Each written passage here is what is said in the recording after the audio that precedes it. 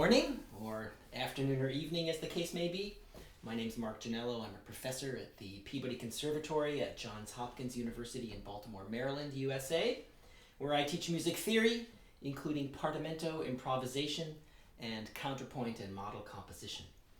This presentation, in it I will share my approach to the improvisation of a sarabande, and I hope that this will be of use to improvisers and teachers, anyone interested in Baroque style and the construction of genre. This method can also be applied to other dance forms as well. I put PDFs of some music and sort of examples, plus my notes, and some supplementary videos, hopefully on the conference website, but also on my own website, markjanello.com.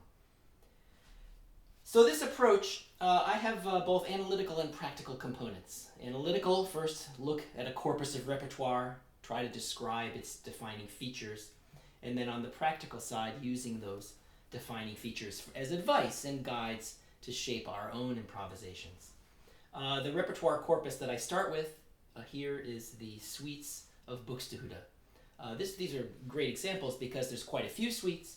They're not particularly difficult. The scores are really easily available. And there's something about their lovely direct style that lends itself for teaching purposes. Another composer to look at where there's a nice repertoire of sarabandes is Louis Couperin. They tend to be more irregular, especially in overall form than Buxtehude, but they're also very direct, clear pieces. So here's a Buxtehude sample. This is Bux WV 226, the first sarabande.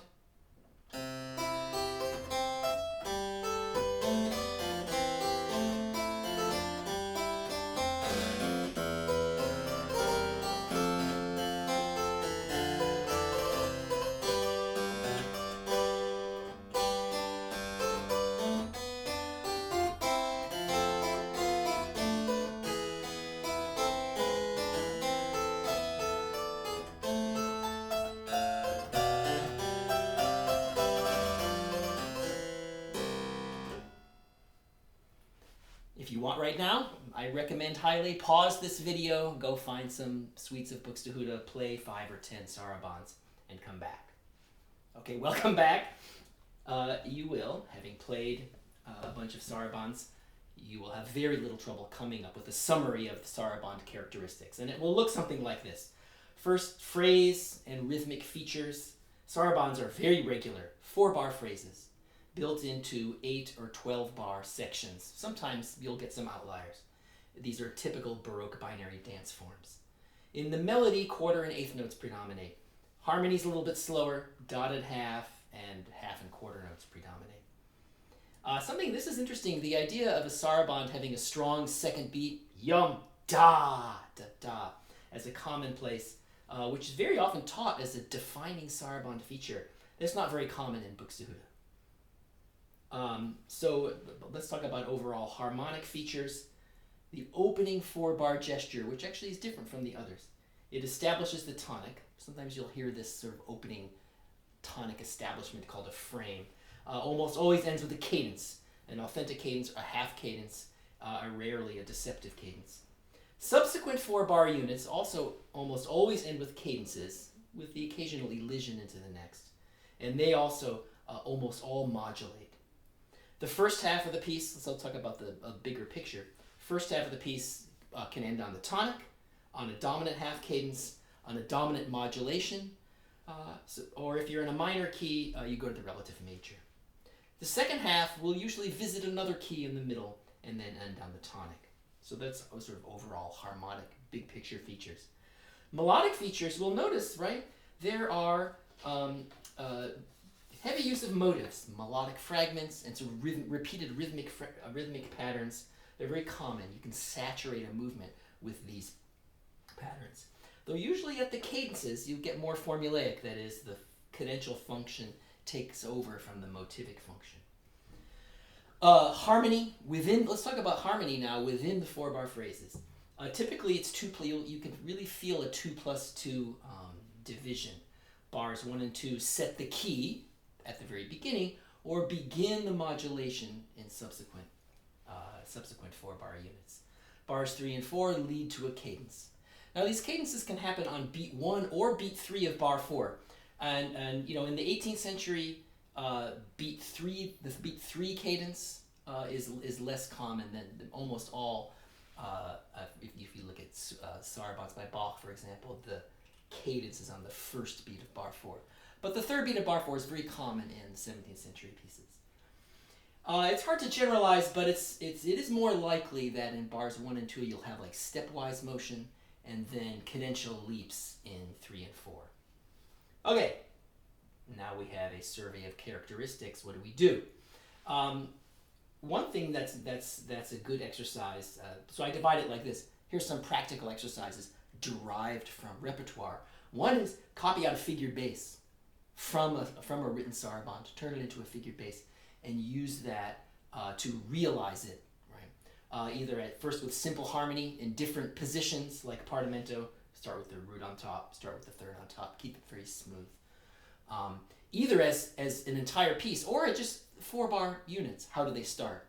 How do you end the first half in major? How do you end the first half in minor? How do you begin the second half in major? And so on.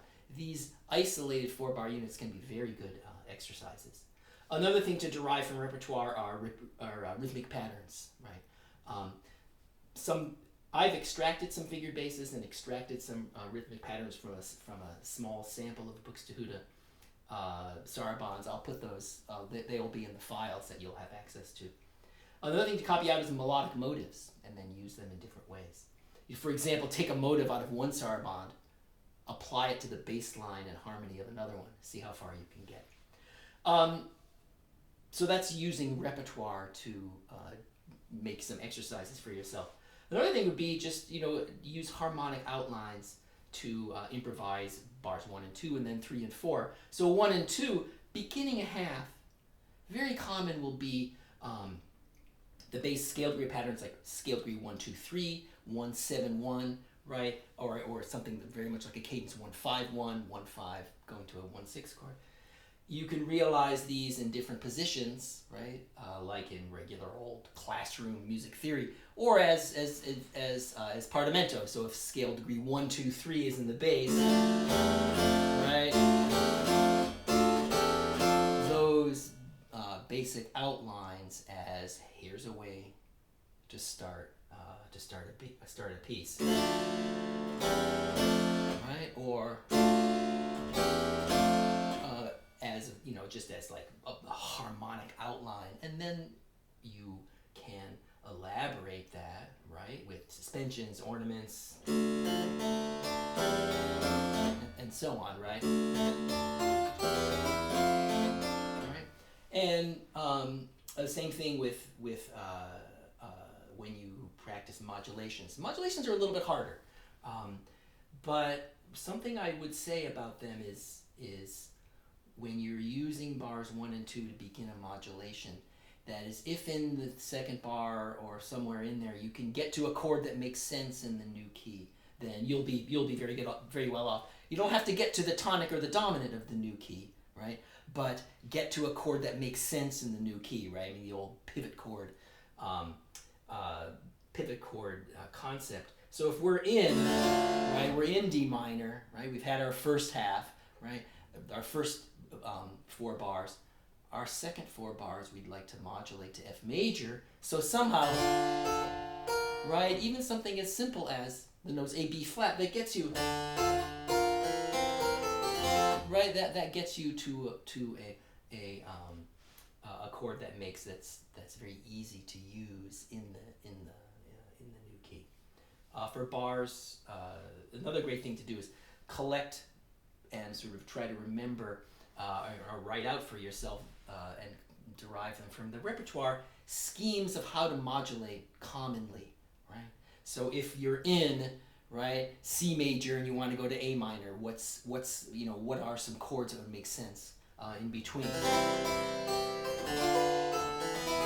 right, and so on,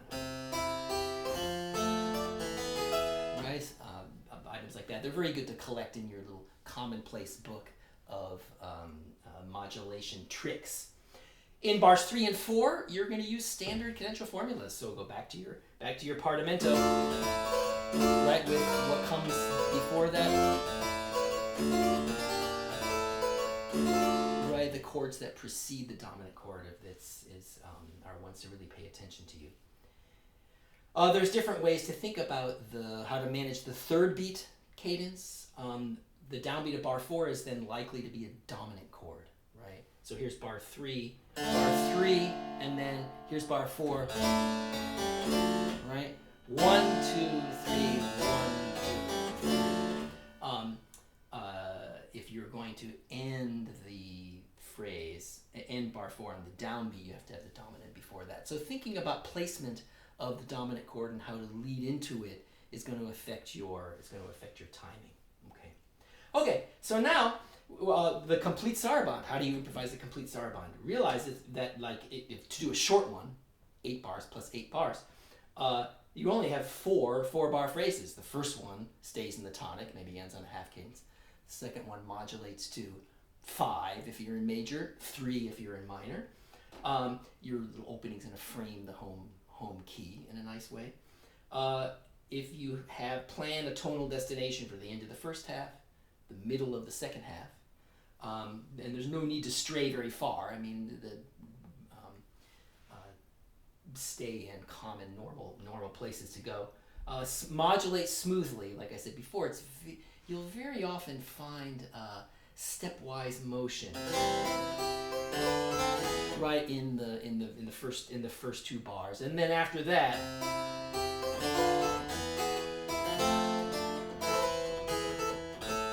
then you can have your nice 5-1 leaps. Rhythmic patterns that you can apply to your pieces.